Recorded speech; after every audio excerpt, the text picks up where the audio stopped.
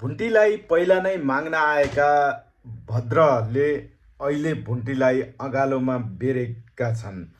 यो अँगालोमा बेरेको झल्यास्स उनकी जेठानी र जेठाजुले देख्छन्।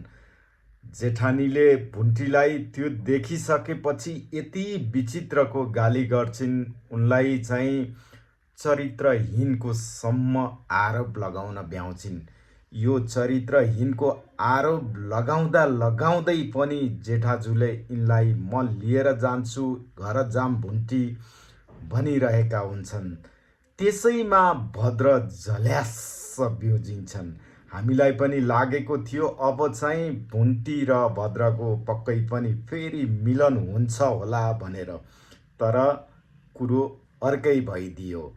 पहिला नै भुन्टीलाई माग्न आएका भद्रले सपना देखेका रहेछन्। उनी त्यो सपनाको पिरले उनी झल्यास्स ब्युजिन्छन् र भुन्टीलाई केही अप्ठ्यारो परेको छ कि भनेर एकदमै चिन्ता गरिरहेका हुन्छन्। यता भुन्टीले पनि आफू भूपेन्द्रको स्याहार सुसारमा लागिरहेको प्रमाणित गरिरहेकी हुन्छन् भने उता भुन्टीकी नन्दले पनि भुन्टीलाई जरो खेदिरहेकी हुन्छन्। यस्तो अवस्थामा पनि भुन्टी विचलित छन्।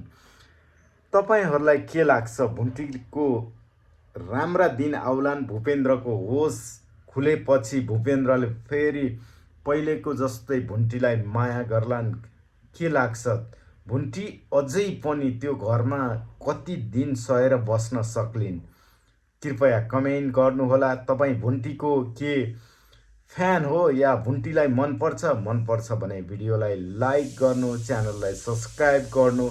फेरि अर्को अपडेटका साथ उपस्थित हुनेछौँ। अहिलेलाई नमस्कार।